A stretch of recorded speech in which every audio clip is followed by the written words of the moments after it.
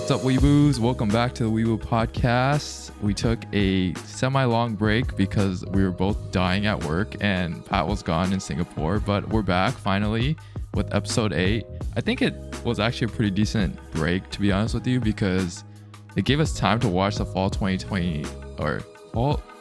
winter 2022 seasons episodes. God, I can't even talk in English right now, but it gave us a chance to watch at least 4 episodes or so of the anime that have come out for winter 2022. Because usually when we start like a season, we talk about just the first 2-3 episodes and just initial impressions when a new season comes out. So at least this break gave us an opportunity to collect our thoughts a little bit, look at the anime that's come out, and then talk about it.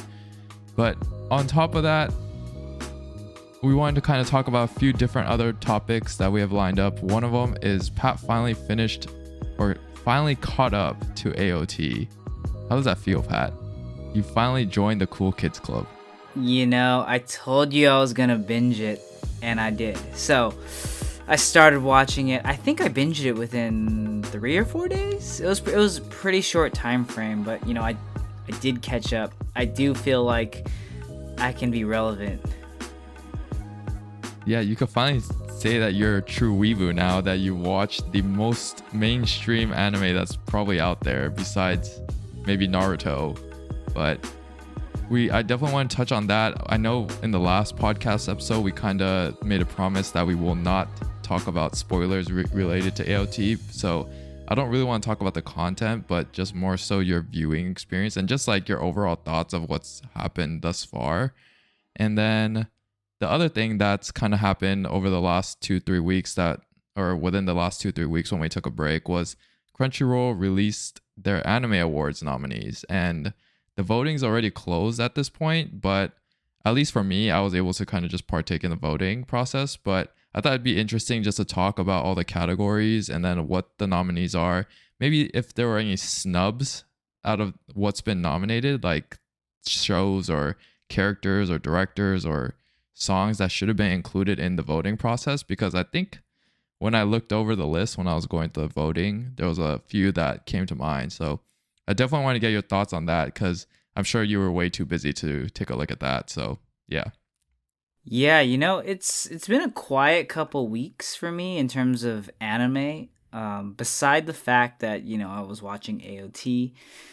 So it's been interesting. I don't think I've actually watched as much Winter 2022 as you have. I mean, I'm watching the big ones right now, but I need to catch up.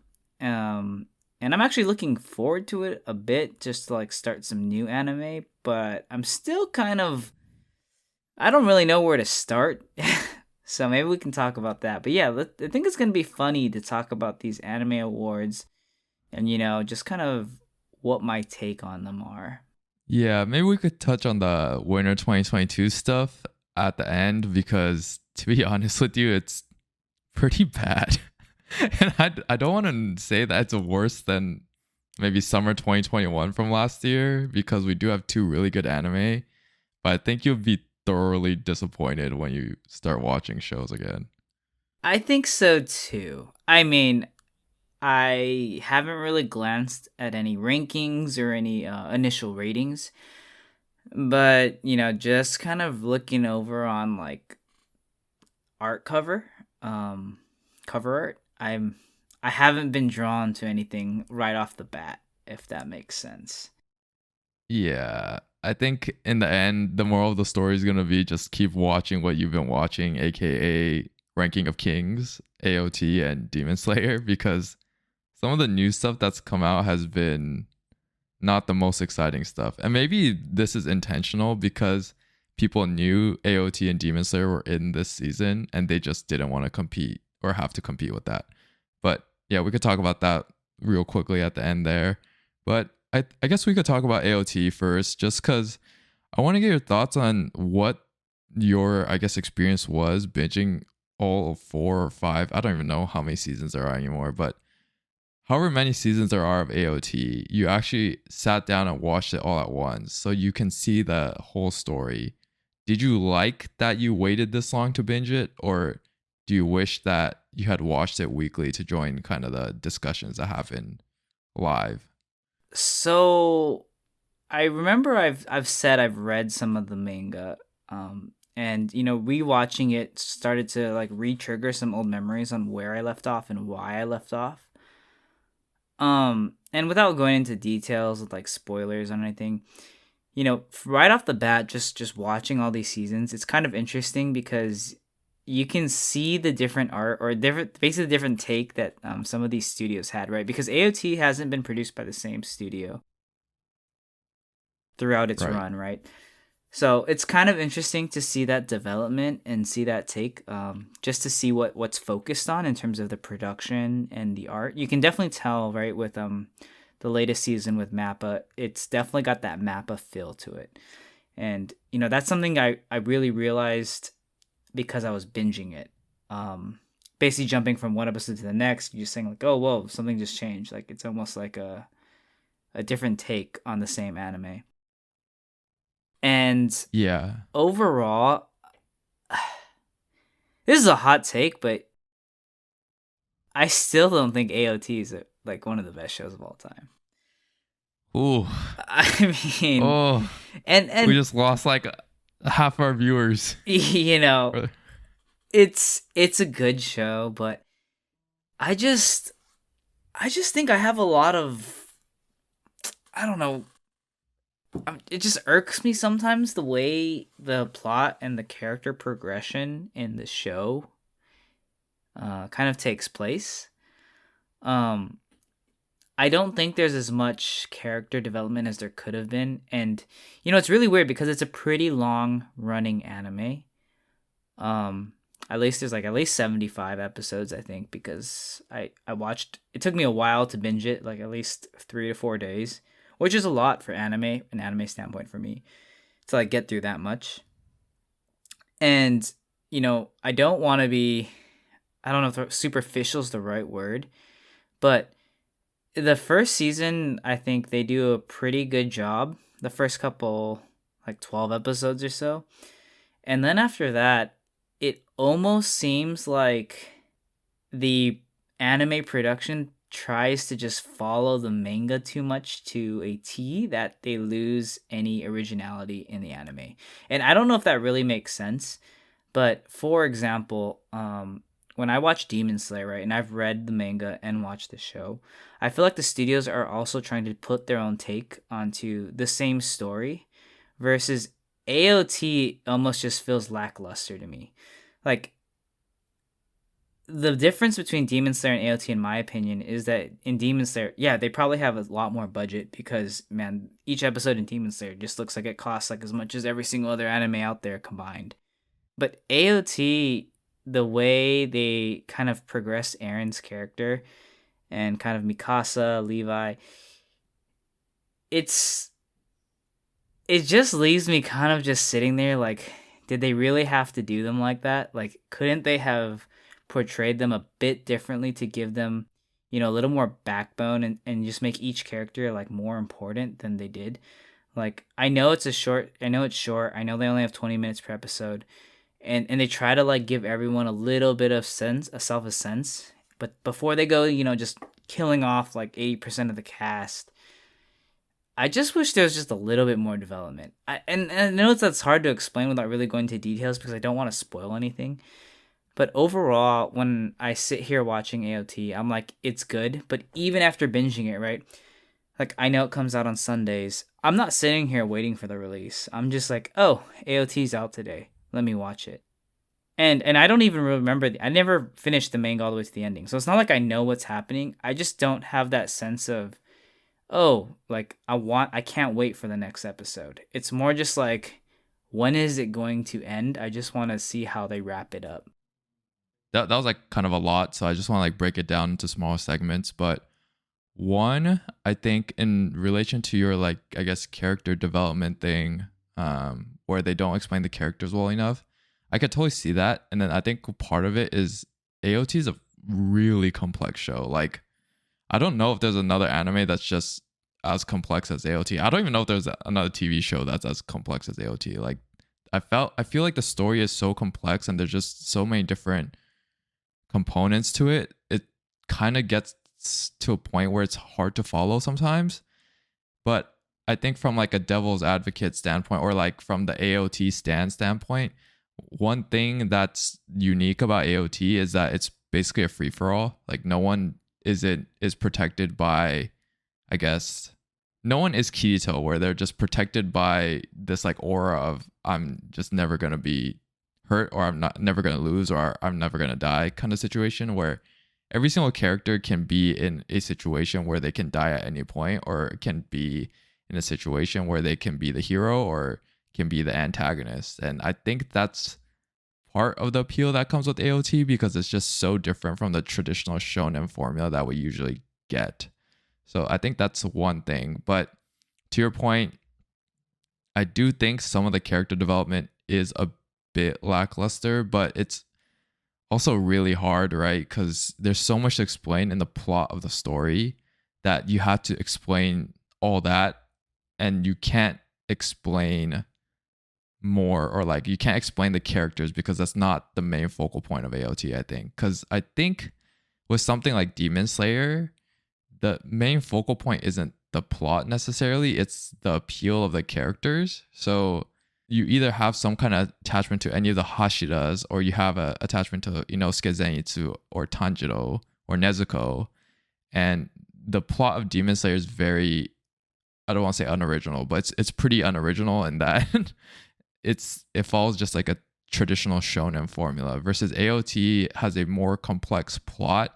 And I think the focal point of the story is a plot rather than the characters themselves, if that makes sense. No, yeah, I think that definitely makes sense, and I definitely agree with your comment that AOT is very, very complex, and you can spin it a bunch of different ways. You can focus on each character, for more than what they did, and it could be better, it could be worse. I'm not saying that the show receives negative reviews because it doesn't focus on character development. I'm just saying I wish at the end of the day they did a better job at, and I think actually this is going back to my studio comment.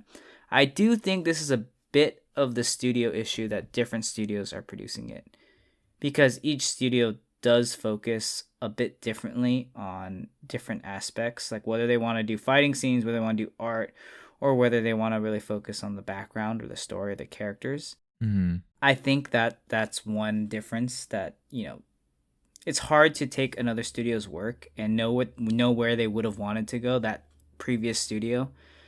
And it's different to kind of just take what they did and just say like, okay, we're going to like transition this into what we want to do, without having some gaps and maybe some unexplained scenes from the season before that I really wish they had focused more on. But yeah, at the end of the day, it is a really good anime. And I'm just trying to be like a critique here and just kind of say like what I don't like. But there are a lot of like pros to AOT as well. I do think every character is a fun character. And I do like AOT because, kind of like what you said, they're not really focusing on character development, because I think they're leaving it up to viewer discretion to decide who do you want to support, who do you believe, who's basically your character in the show. They're not saying like, this is the protagonist, this is the main character, you should be like definitely supporting this character, because they do a pretty damn good job of making you hate the main character sometimes. Yeah, I think that's part of the story progression though, because I'm not gonna get into it, but I think you know what I mean. Like within the story of how it progresses, the main character obviously goes through change, So I think that's part of it. But I do think, to your point, I guess it is a bit hard to keep the story consistent, and I don't know if I noticed it as much, because when they switched to Mappa, right? I think it was originally with Studio, and then they switched to Mappa. There was just such a big gap for me that I just never noticed it, to be honest with you. And at the time, Mappa wasn't Mappa. Like it isn't what it is now, right? Mappa has completely blown up, and then has produced some of these great shows that are very action heavy, and we know and love them for all the action scenes and the sakugan that they put into the animes. So it was harder for me to notice. So that's something that's interesting, coming from a binging perspective, because for me, like since I watched it weekly from back since like in 2013 or something, there's just these large gaps where I just lose some of that effect or lose that perspective. Yeah, that makes sense because I mean, you can even see it in the quality of, the anime that it's transitioned a lot from, the original work. Right, right. And, is it a bad thing? I guess not necessarily. It's at least good that like some studios are taking up the work because they feel like it deserves to be finished. I think everyone would agree that it's much better to have this completed than to just leave it open. I actually don't know why it switched to map in the first place. I don't know if they got the rights to it or they just couldn't keep up with maybe the amount of time and financials that it was going to take to produce it. Yeah, I'm not sure. It could have been like a politics thing, like a office politics thing. It could have been a what studio didn't have the capacity to keep it going, or maybe they were just delaying the process. I don't know. I'm sure there's some information out there somewhere. I just don't know what the reason is for it. Right. But, overall, just to sum up my experience with AOT is it was bingeable, like very bingeable. I was able to get hooked, follow in, and just really enjoy it and immerse myself. So that is definitely a really big positive for me. That I was able to keep it going and, run through the 75 episodes in, like, what was that, 3 to 4 days? Which, considering how busy I was, means a lot. I was basically watching it in the taxi rides on the way to work, watching it on my lunch break at work, and then watching it on the way back from work. And that's a lot to at least say, like, you know what, I'm gonna watch this anime in my free time at work. No shame. I was like, you know what? Screw it. I don't care if people see me watching AOT. Like, it's respectable. Yeah. I mean, AOT is so famous now. I feel like even non-anime watchers probably know what AOT is. It's pretty much everywhere. But going back to, I guess, your other comment where you said you didn't think AOT was the best show that you've seen so far, a lot of people consider this to be the goated show, I feel like. If AOT isn't your goated show, then what do you personally think is better than AOT? For those fans that have watched AOT, maybe they have like a hole in their heart and they're like, I need something to fill this void. What do you think they should watch next, or what do you think is better so that they can take a try at it? Sword Art Online. I'm just kidding. Oh my I'm god. just kidding. I'm just kidding. I'm just kidding. We lost the remaining 50% of our viewers. Okay. So I actually met some people in Singapore and we were having a nice hearty discussion over drinks on anime. Basically with my fellow weebs out there. And it came up, right? They were like, "Oh, you're watching AOT right now." And I said, "Yeah, I am." I was like, and they were like, "How do you like it?" I was like, I was like, it's okay. And it was at that moment everyone's kind of stopped sipping their drink and kind of looked at me like, "So what do you like?" And, I was put on the spot, but I think I made a pretty sound argument that it is a bit of preference. Like, AOT is pretty action heavy, but at the same time, what I typically like is like that complete picture. And I think everyone at that table agreed that if you had to choose something that was a bit actiony and a bit more like on the other side of the spectrum, which is what I think is like Steins Gate, which is more psychological, more sci-fi, which I think is a better anime in overall, but it's definitely more catered to a certain genre, and not everyone I understand is going to like the Steins Gate type of genre. I think the in between of that is like Code Geass, and I strongly feel like Code Geass is a better anime. Like is like hands down Ooh. more goated than AOT. Ooh.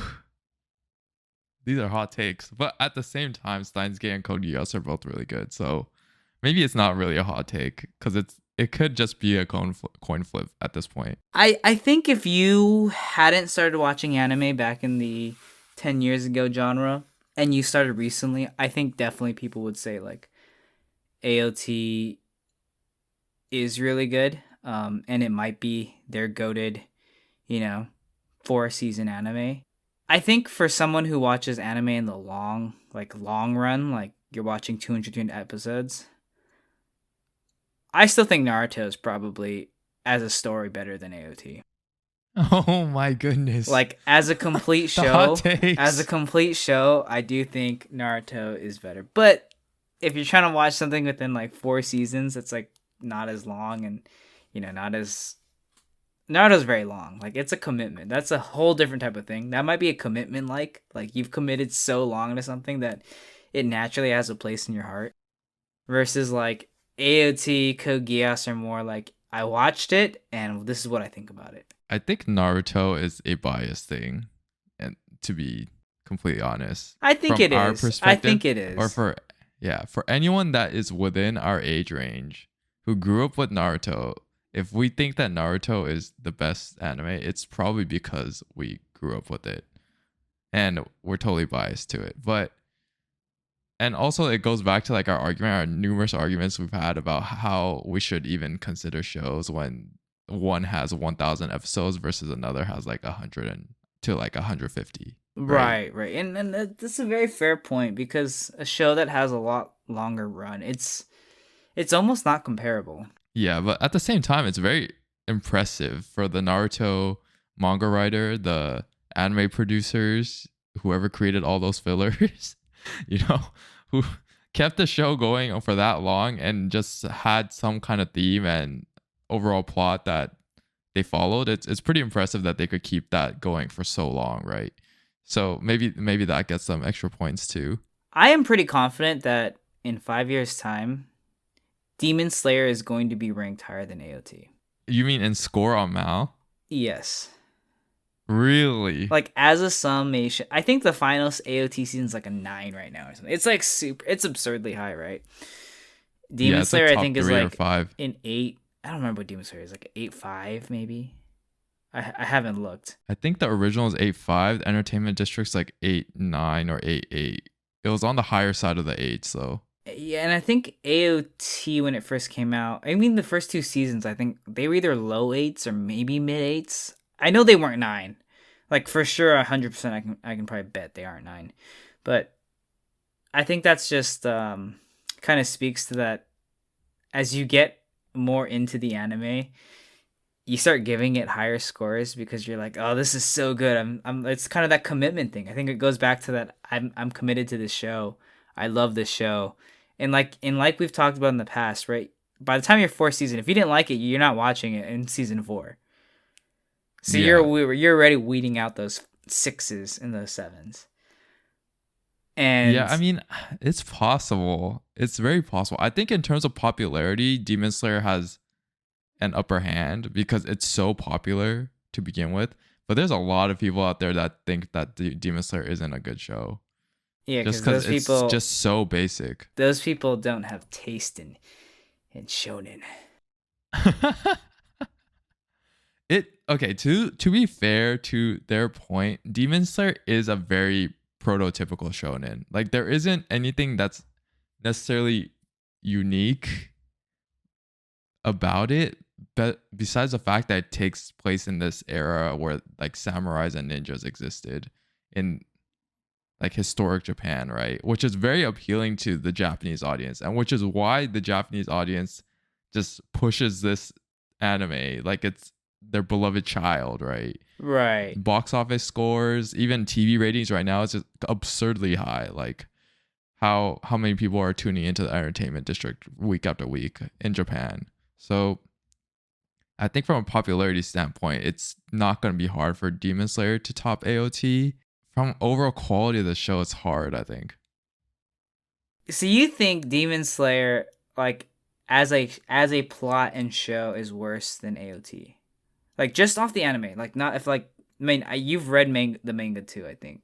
The thing with AOT is the plot is complex, the script is very well written, and just how the story ties together is a lot more just complex, to be quite honest, than Demon Slayer ever will be. So that alone makes it hard for me to say as a story Demon Slayer is better. From an overall enjoyment perspective, like if I'm saying which one do I like more? Which one do I look forward to on a weekly basis? I definitely look forward to Demon Slayer more than I do AOT. And we've kind of talked about why we both like Demon Slayer so much. It honestly just might be because we're both Japanese, to be honest with you. And it's hard for me from like a critique standpoint to say Demon Slayer as a story is better. It's yeah. It's a hard sell, I think. I think when Demon Slayer wraps up, you're probably going to be right because all shonens wrap up in a similar fashion, right? Yeah. It's too similar to like the... Maybe this is just going to be my hot takes. Maybe I'm just on a hot take to have a day. But, another anime produced by Wit Studio that I think if it had a full run, which I haven't looked up if it's going to get a full run, but I think is better than AOT is Vinland Saga. I can see it. I think did you watch Vinland Saga? I did, and if we're talking about depth, I think Vinland Saga has that potential to have way more depth as a story than AOT. That's kind of true because Vinland Saga is just the prologue of the entire story, and a lot has already happened, right? And I don't know if it's gonna get the complete run, but if we're talking about first season to first season, and Vinland Saga is better than AOT, in AOT's first season, I will probably die on that hill. I don't think. I mean, as a story, Vinland Saga hasn't been complete. It's nowhere near completion, right?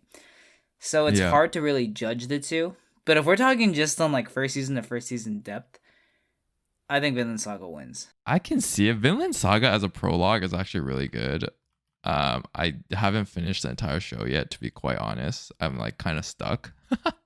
But the first like 15 episodes or so like captured me so quick. I was just pretty sold on it.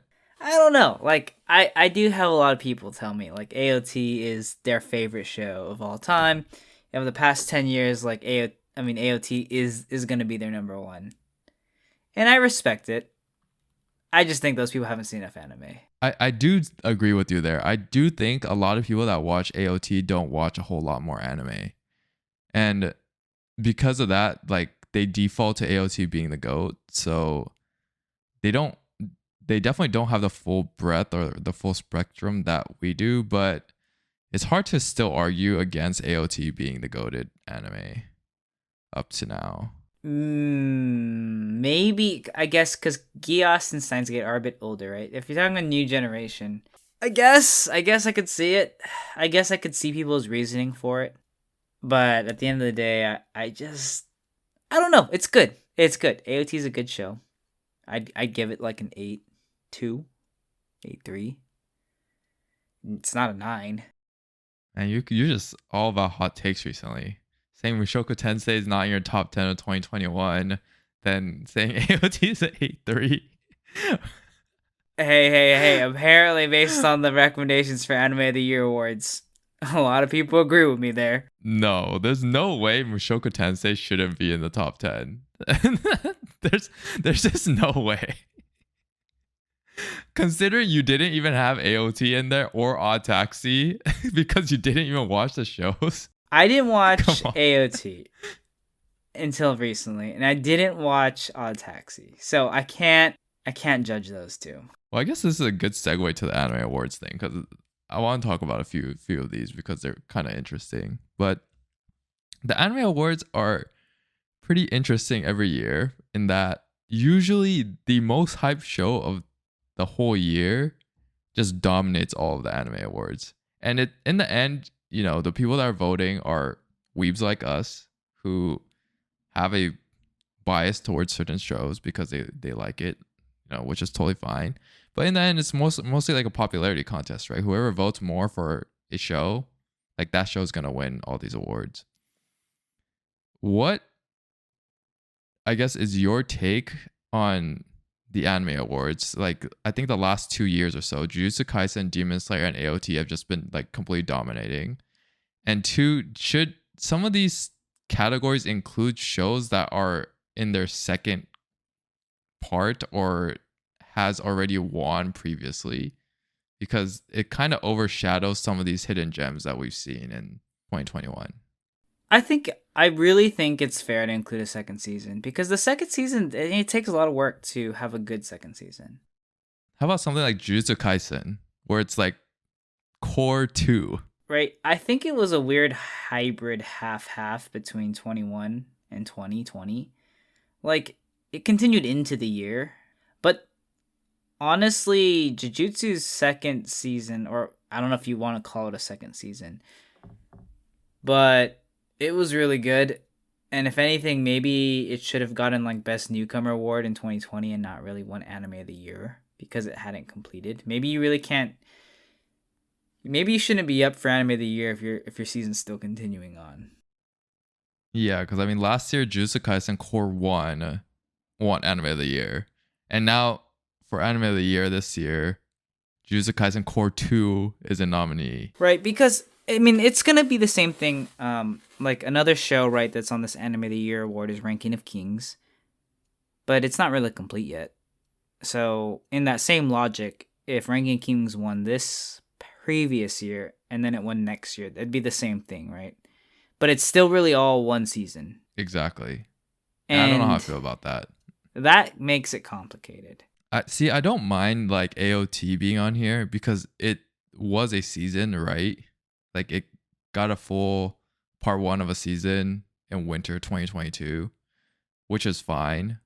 And then it's gonna be in in winter 2021, and it'll be in winter 2022 again. Like it's at least getting like 13 episodes and like segments rather than it being in one whole streak. I don't know. Maybe it's the same thing.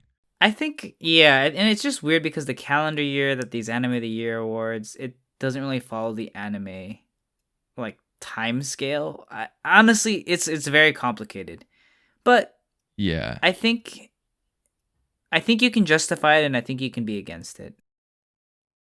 And you almost have to have two separate categories, like best new anime and best like running anime. And then maybe you can like just have best completed. Most well liked anime of the year. And that can include something like Jujutsu Core 2. I like personally, if you asked me, I think Jujutsu deserved to be on Anime of the Year because it did run pretty long into this year. But I do know it won. I mean, we talked about how it won last year, right? So it does make it complicated, but Jujutsu could have spaced out their anime. They could have broken it up, but they didn't. So I think they do deserve some credit for that.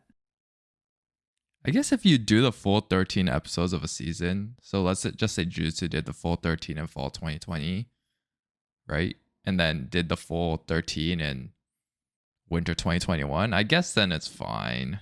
I guess. Like, it's just kind of salty. Yeah, that's fair. It's just like, I don't know how else you could break it up. Yeah.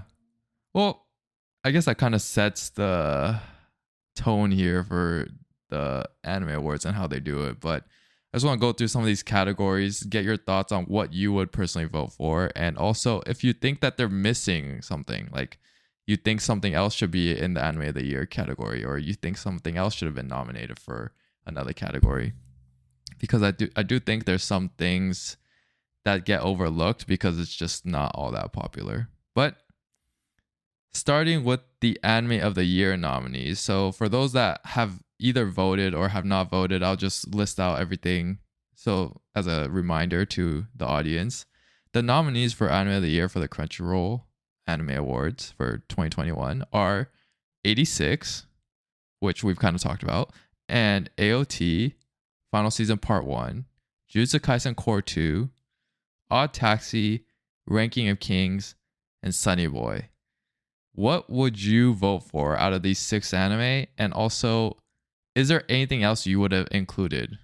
I'm sure you would have included Assassin in here, but any other shows you would include? Hey, Assassin, I don't know if I didn't put it in the top 6. Let's remember that. If we had to go with 6, it wasn't in the top 6. But out of the 6 that you just named, I would vote for 86. Okay. So I think if I had one vote, that would be my number 1. I do like Ranking of Kings, so that would probably be my number 2. And we all know Sunny Boy's not getting any votes, so that needs to get out of here.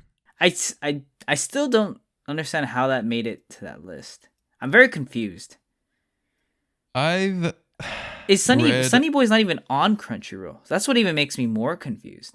Well, the Anime Awards is any anime that's released, right? So I guess that part's fine. But I've read a lot of people say that Sunny Boy is a good show recently, just because I saw this in the Anime Awards nominee for Anime of the Year. I still don't understand a damn thing that goes on in that anime. I'm just maybe I just have this like tiny monkey brain that can't process anything that's going on in Sunny Boy. But a lot of people just I guess think it's visually appealing and has good storytelling, script writing. I don't know. I don't get it. I don't know, man. I don't think you can ever convince me that Sunny Boy should be in the top anime of the year. Like where the hell Yeah. is Vivi at? You can tell me Vivi is worse than Sunny Boy? Come on now. Yeah. I could totally see Vivi being in here, obviously. I could obviously see Mushoko being in here because I like the show so much. Fruits Basket, the final season, I don't know why that's not even in there. I think those are the big ones I could think of off the top of my head. Tokyo Revengers, maybe because of how popular it was. I Yeah, that's honestly about think it. ReZero Part 2 was not bad. Like if Sunny Boy is in this, like we I got to shout out where the shout out should be, so I think ReZero should get a mention. At least be an honorable mention. Yeah, I mean, we just listed off 5 or 6 shows that could easily replace Sunny Boy here. And I'm surprised just by Sunny Boy being in there. But like, this kind of goes back to my point. These 5 or 6 shows that we just listed out, like, they don't have a chance at the anime of the year because AOT and Jujutsu Kaisen and Demon Slayer are in it every single year, year after year after year. You know? Yeah, this would almost be like if Naruto Shippuden was on there like every year while it ran. Yeah, Because exactly. Jujutsu is going to be running for a while, and AOT is going to be finishing up. And honestly, to be completely honest, that first part of season 4 that Mappa produced, that was where I was like, it's okay. You're talking about the part 1 of the final season, Part 1 right? of the final season. And I know everyone was I very agree. hyped about it. Everyone who in 2021 was like, "Oh my god, season 4, the final season is lit. It's so good." To me, Really? I don't think it's that good. yeah, that's what I was saying. I didn't like the way Mappa kind of took a turn on it. And I didn't even think the fighting scenes were done that well. I didn't even think there were that many fighting scenes, no. There were, yeah, there was like that 2 episodes of the fighting. Right at the beginning. Yeah. And then right at the end, I believe. But yeah, this first part of it, man, I don't think AOT was that good. We're just talking just season 4, or the final season, part 1. I don't think final season part 1's that great either. I do think season 3 part 2 was like insanely epic though. Season 3, part 2 was pretty epic when everything starts coming together. Yeah. But the final season is what's nominated for Anime of the Year. Yeah, I don't think it actually deserves anime of the year, to be honest. And when we did the top 10 anime of 2021, right? Like I didn't put it at the top for a reason. But if I had to guess who, like if I was a betting man and had to bet on one show that's going to win it, it's obviously AOT because it's just popular. I still would place my bets on 86. I'd be shocked if 86 wins. I hope someone has some sound judgment. Yeah, I'd be shocked. I can see Jujutsu winning again. I think the Jujutsu Core 2 was way better than AOT Final Season Part 1. Well, Core 2 is also like all fighting scenes, right? From Jujutsu. It was also produced very well. Produced by the same person That's true. as AOT. And I think Jujutsu needed to have that very strong ending to like build up for their movie. I don't know, like the Anime of the Year awards, they're kind of sus in that the 6 that got nominated. I don't even know how they got nominated. It's almost like everyone got one vote and then like a secondary vote and a third vote. And, it feels like there's like the people who voted like, oh, I'm a Shonen stan. I'm voting AOT Jujutsu 86 is my top 3. And then there's that other crowd that were like to think of themselves as like deep Easter egg hunters in anime, looking for secondary meanings and behind the words type meanings. And those are the people who'd be like, Taxi, Sunny Boy, and Ranking of Kings. Yeah, it's like two clear, right? two groups of people putting their number ones in. And I can almost guarantee that someone wouldn't have said like Jujutsu, AOT, and Odd Taxi would be my top 3. Yeah, I don't know. You would have to watch a lot of anime for Odd Taxi to be in anyone's top like 3. So it's it's a very interesting list for anime of the year. Yeah, that's definitely true. Well, we will see how it plays out. I think on February 8th, I think is when the results come out.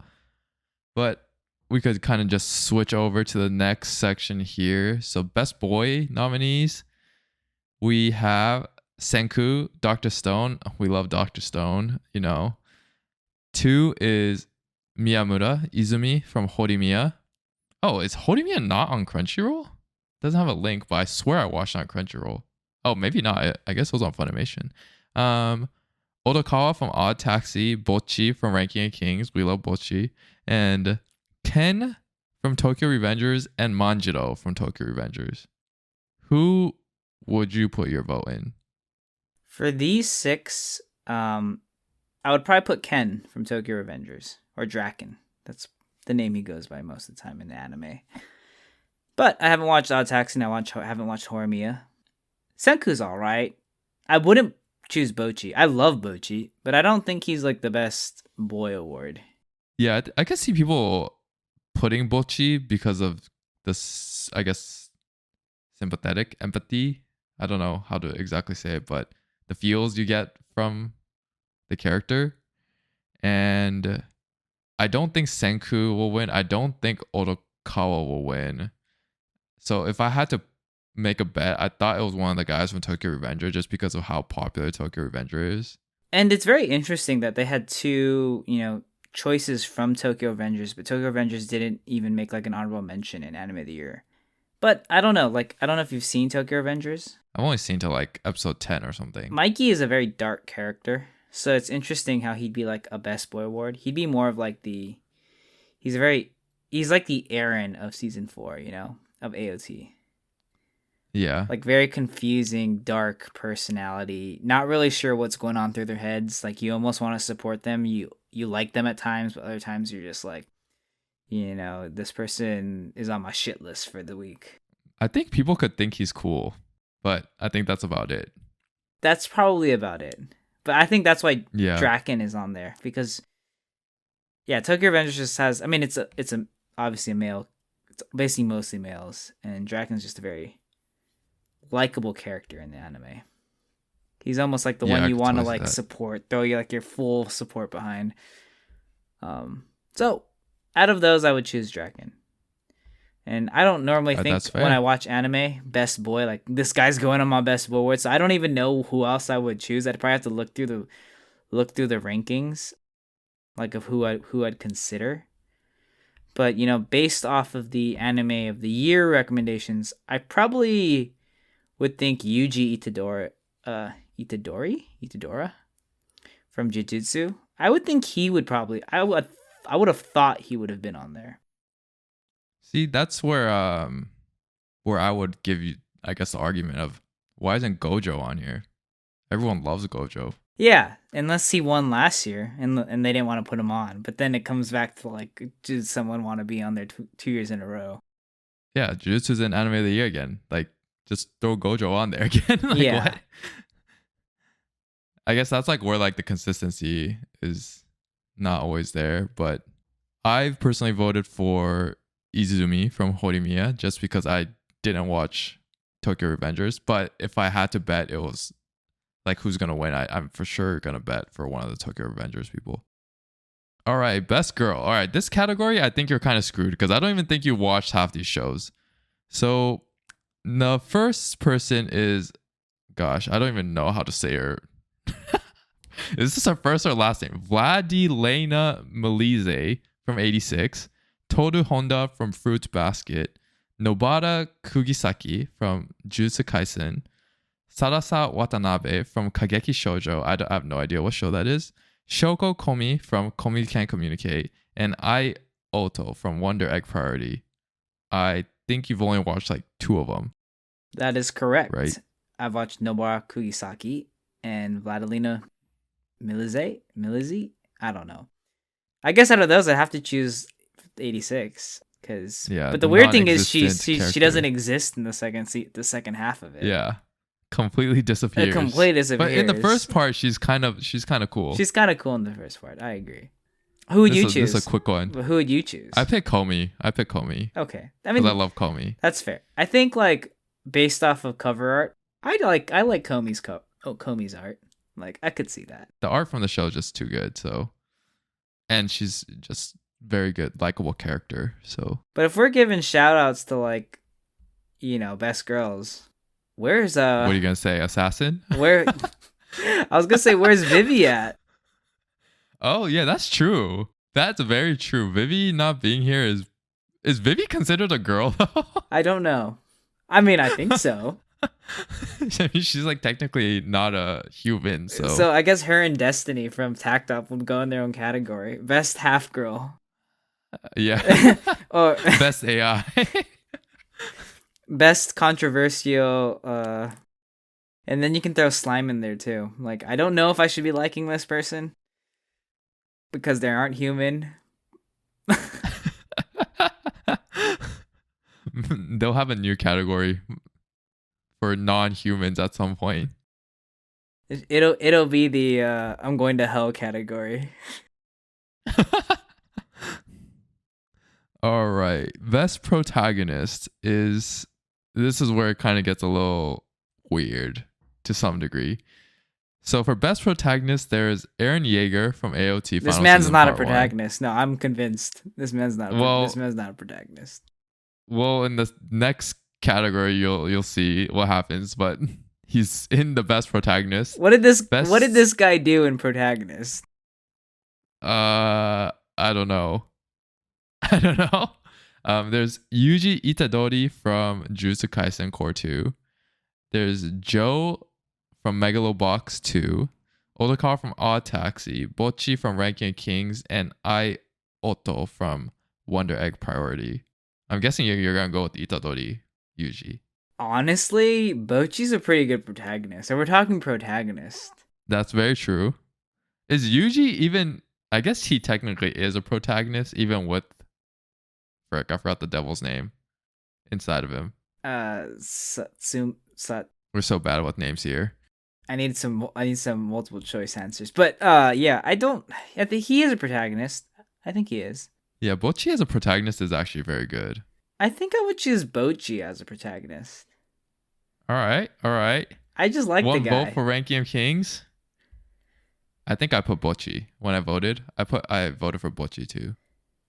He's just very likable. He's a very likable guy. Yeah, you can't hate him. And I think that's what's important in a protagonist. I agree.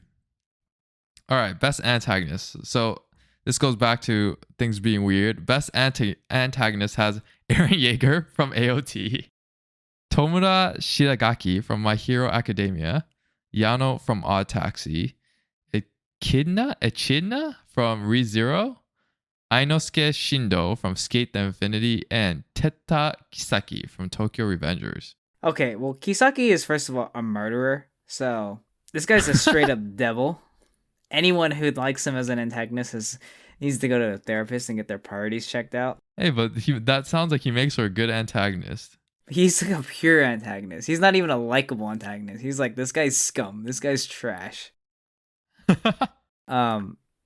Echidna's not really an antagonist either. I kind of like her. I think she's more of a protagonist than Eren Yeager's a protagonist. If we're talking suspect protagonists. The jabs continue. But damn, I don't really know who I would choose here. I don't really like Shigaraki, even though I know who he is. Yeah. If I was given this choice, I'd probably have to choose Echidna from ReZero. All right, that's fair. I picked Yano by default from Odd Taxi because he's a rapper, and all his lines are rapping lines, and script-wise, it's probably the best script out of all of them. That's fair. And I don't know half of them. All right. Next one is best fight scene, which we kind of have a lot of options actually. There's been a lot of good fight scenes over the course of 2021. So the first one is Eren Yeager versus Warhammer Titan, which was a fight scene we just talked about for AOT. The second was Naruto Uzumaki versus Ishiki Otsutsuki from Boruto Next Generations. Then we have Yuji Itadori and Aoi Todo versus Hanami from Jujutsu Kaisen Core 2. And then we have another Jujutsu Kaisen fight, Yuji Itadori and Nobara Kugisaki versus Eso and Kechizu from Jujutsu Kaisen Core 2. And then Elma versus Toru from Miss Kobayashi-san's Dragon Maid S. And lastly, Vivi versus Yugo Kakitani from Vivi Fluorite's Eye Song. I don't know how, if anything, Vivi made it was the best fight scene. I know. I'm very confused. And We're since I'm taking out my shots today on AOT, the Warhammer versus Eren Yeager was not that good of a fight scene. I think a lot of people will default to it because two of these aren't really fight scenes. So Elma versus Toru from Kobayashi-san's Dragon Maid is a fight scene, but it's not really a fight scene. It's from like a slice of life-ish kind of show, so it's not really a fight scene. And then Vivi versus Yugo Kakitani isn't really a fight scene either. I mean, it is, but it's not as intense as the other ones, right? The other four. So I think those two would just automatically lose. It's really weird how they came up with these fight scenes. I would think Slime should have been in there. Slime had a really good fight scene. I think it was the Winter 21 one, not the recent season, but the one before that. But even in the recent one, there was a really good fight scene in Slime. So that's very interesting. Do you think Demon Slayer, the movie, Mugen Deshahan, the not the movie, the series counts? I think like so. The Rengoku fight scene. But that came out that was just the movie remake though. Yeah, but does that count? Because it technically aired. It should count. It's definitely really good. I mean, Rengoku versus Upper Tier 3 has to be better than two of these, right? Yeah, Rengoku versus Upper Rank 3 is really good. It's definitely better than Yuji and Nobara Kugisaki. Yeah, versus Eso and Kichizu. Yeah, that one's not that good. I haven't had to choose. I would probably choose Naruto versus Ishiki. Yeah, wasn't that supposed to be super epic? I didn't watch it. That was epic. That brought me back into watching Boruto for a bit. I mean, it's what convinced you to watch Boruto is Naruto. It's like a nice summary of Shippuden. It's like the closure you kind of needed. That's fair. I think I voted for Jujutsu Kaisen actually. I voted for Yuji and Aoi Todo versus Hanami. That was a really good scene. Because I didn't watch Naruto. Yeah, that was a really good scene. If I watched Boruto, I probably would have picked the Boruto one just purely out of nostalgia, to be honest. I'm actually going to be really mad if Naruto doesn't win. I would be pretty surprised if it doesn't. It's either that or AOT, right? Everyone's either just going to default to AOT or all the people that had nostalgia from Naruto's fight scene is going to say Naruto. But that Naruto fight scene sparked a huge audience or response on Twitter and social media. So I feel like it has a chance. I think it should win. Yes. But, I mean, let's see here. Man, I don't agree with a lot of these Crunchyroll nominations. This is exactly what we were trying to get at. Okay, let's move on to director then.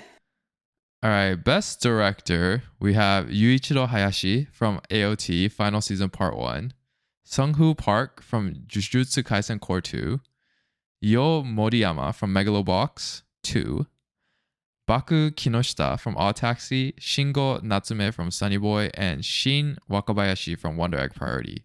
Basically, this is all the unique shows plus the two heavy hitters. I'd have to choose Jujutsu because I haven't seen the other four. I mean, the other three. That's very fair.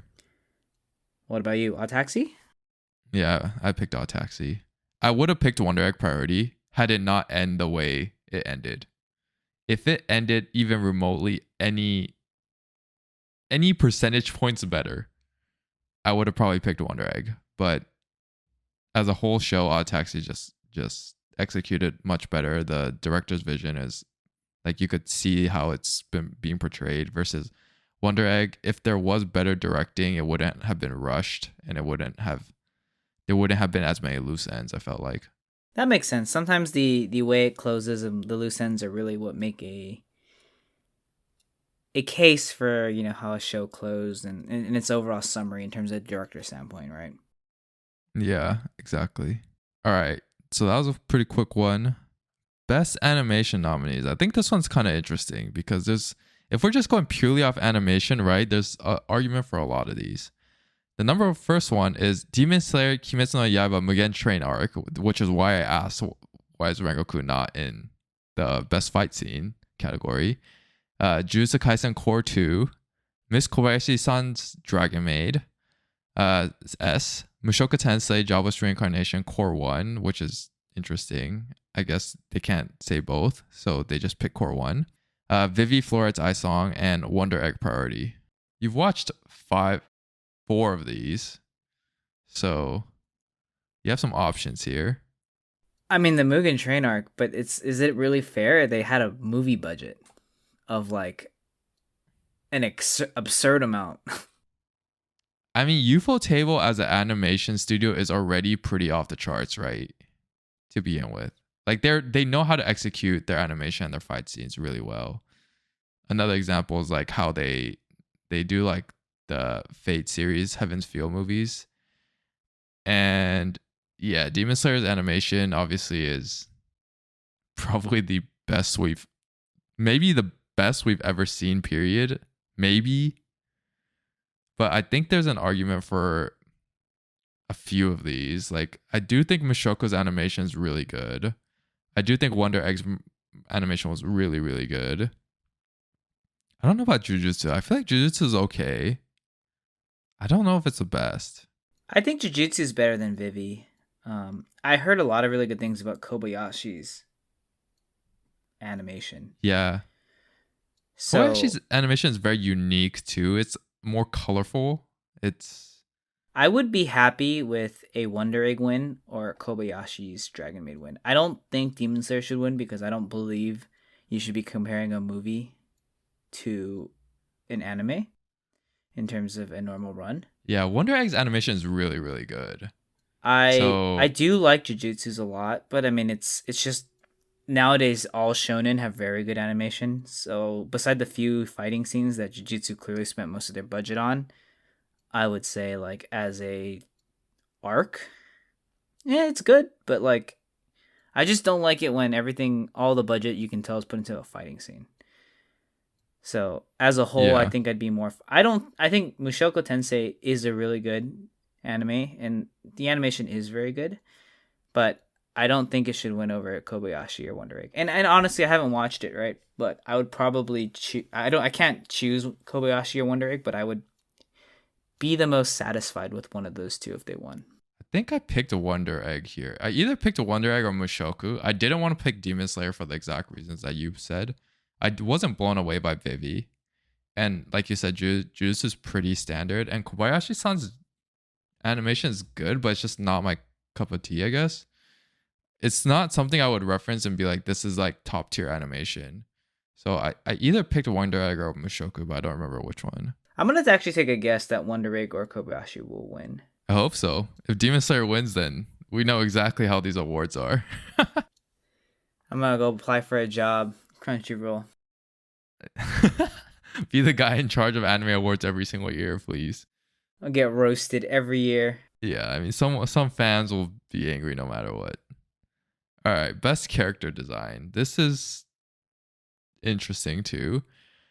A lot of unique picks. So we have Tadashi Hiramatsu from Jujutsu Kaisen, Baku Kinoshita and Hiromi Nakayama from Odd Taxi, Atsuko Nozaki from Ranking of Kings, Michinori Chiba from Skate the Infinity, Loundraw Flat Studio, and Yuichi Takahashi from Vivi Floret's Eye Song, and Saki Takahashi from Wonder Egg Priority. I picked Vivi. I felt like Vivi's character design was just better than everyone else's. Is Vivi a light novel? No, it's an original story, I think. See, I don't get how you can have best character design when sometimes like the manga have the character design already pre-drawn. Vivi Floret's Eye Song. I guess it's a light novel. I like Vivi though. I would choose Vivi regardless. I think Vivi's done really well. Oh no, this. I think it's a light novel, but it was published in 2021, April 2021. So I feel like it was original story. Yeah, like the anime came out April. Vivi should probably get it. Agreed. Best score nominees, so just like best soundtrack, right? I can already kind of guess like what you're gonna pick. So the first one is Hiroyuki Sawano and Kota Yamamoto from 86, Yuki Kajiuda and Go Shina from Demon Slayer, Mabanua from Megalobox, Pumpy Vava and OMSB from Odd Taxi, Satoru Kosaki from Vivi Floret's Eye Song, and Dede Mouse and Mito from Wonder Egg Priority. Yeah, you know what I'm gonna pick because it's none of the above. What, really? No, I don't like any. Where is Vanitas? This is by far the best score in my opinion. No, but it's like soundtrack. It's not opening themes. It's like the music within the show.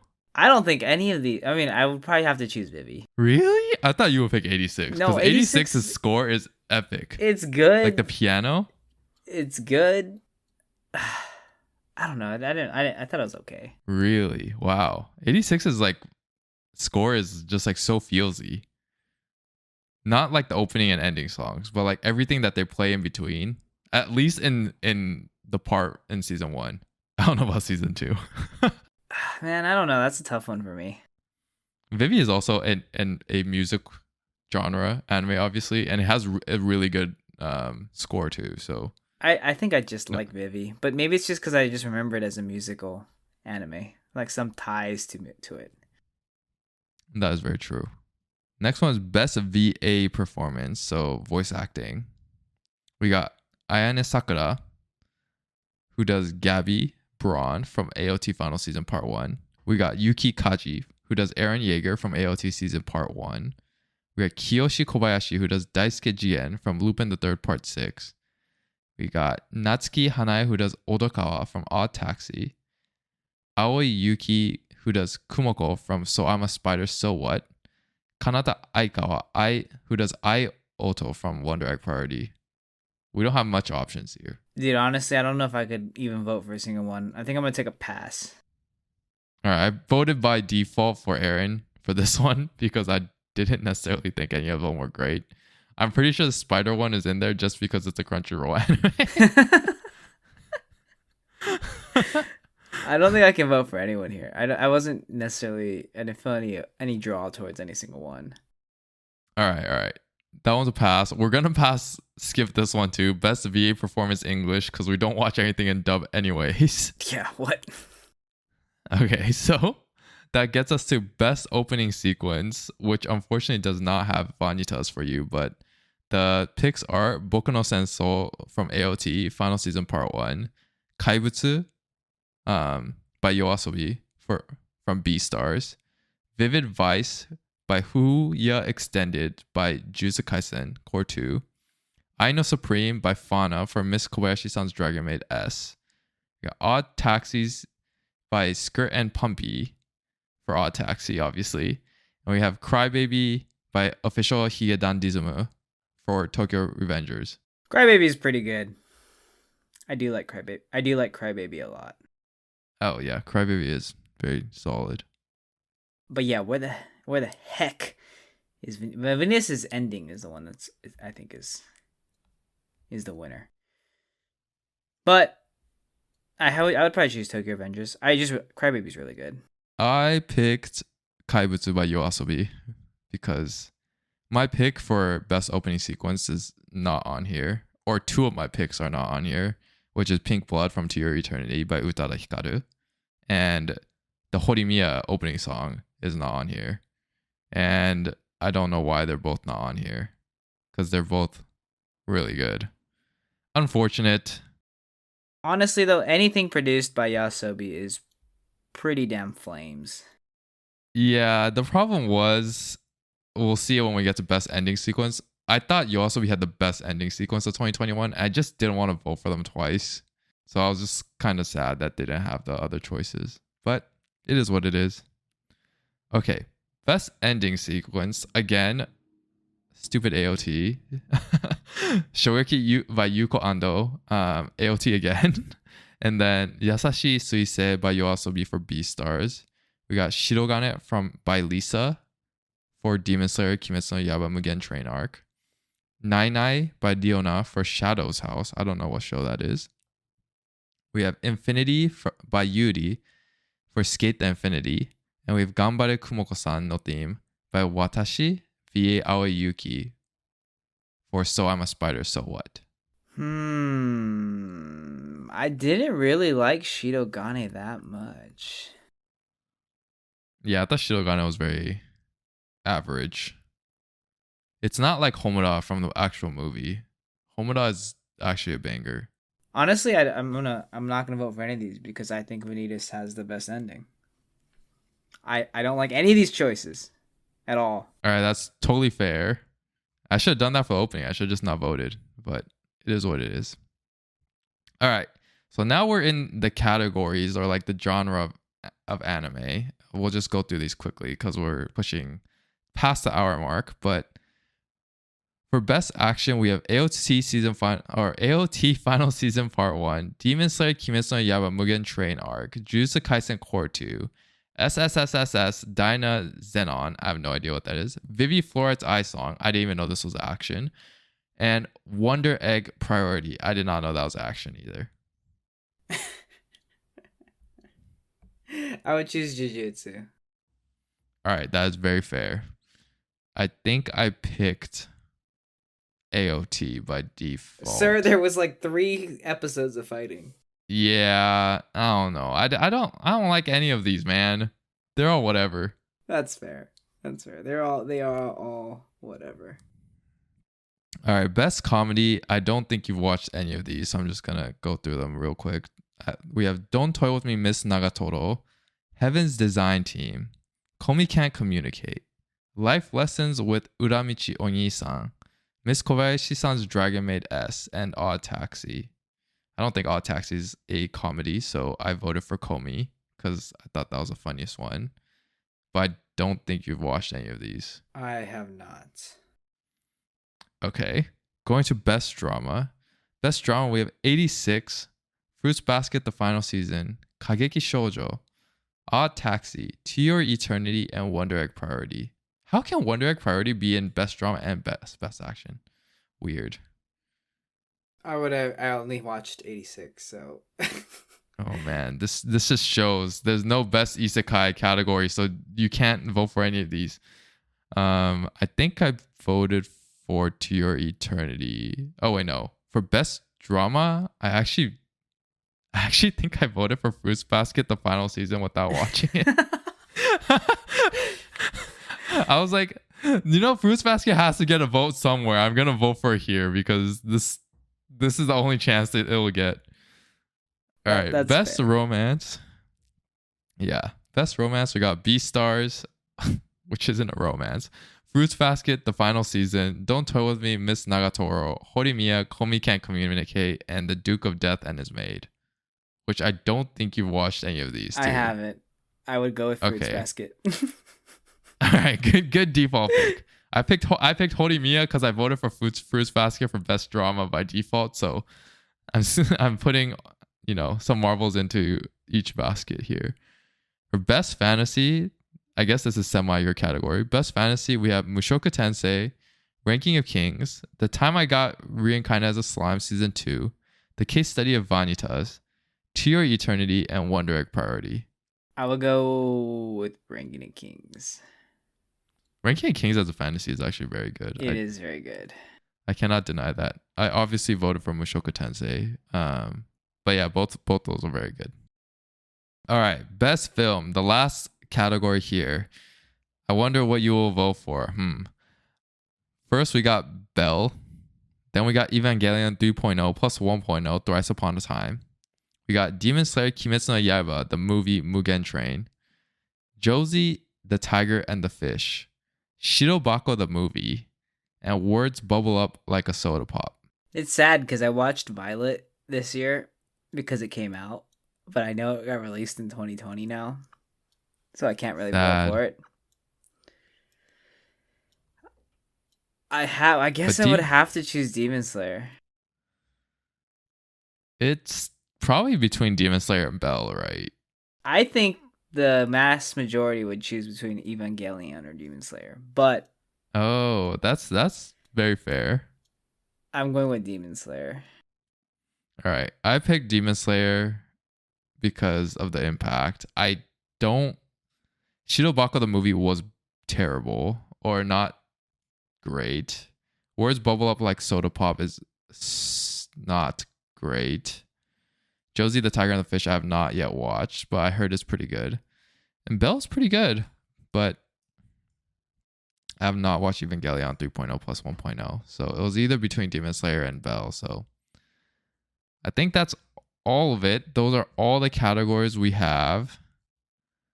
What did you think of this year's anime award categories? Trash. You think garbage, that it's gonna do it as bad as this podcast? Terrible. As bad as my hot takes. I'm disgusted. The picks aren't great. I'm hoping, I don't know. We'll see how it plays out. I hope there's some representation by the unique shows, but it does feel like AOT or Jujutsu Kaisen is gonna completely dominate the entire show again. But it is what it is. Honestly, yeah. I at this point, I guess we'll just have to wait and see. February 9th is when the results are up, so I guess we can talk about it then. Not Alrighty, thrilled. We'll talk about it again then. Not thrilled. Maybe we'll do like a live, I guess, reaction to the results and just our disgust. Yeah, honestly, I'm gonna come with even hotter takes on those results probably, but I guess in summary, like, Anime of the Year awards are always subjective, and at the end of the day, I guess it is what you like. I very unenthused with this list, but what can I do about it? I like trash anime. Well, you can go watch some more trash anime or go play some Pokemon now that Pokemon's out. So you could ignore all the anime. I'm gonna go be searching for those alpha Pokemon whenever I actually get Arceus. Until then, though, I will be sitting on my chair waiting, watching AOT. Yeah, that's you want a hard copy problem. So I guess we'll see. I do want to talk about this season's anime next week, so we could talk about it next week.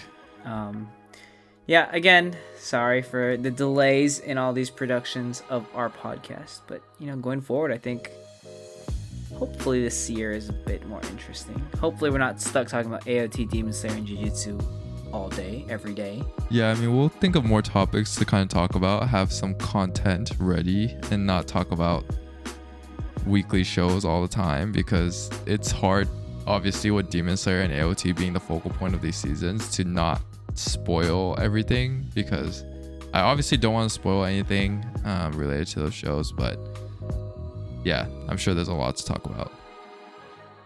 All right, well, that sounds good. I'm going to contemplate this list over again as I sleep tonight and probably have nightmares about how Sunny Boy made it to top anime of the year. But until then, I guess take it easy, watch some anime, and we'll jump back into it next week.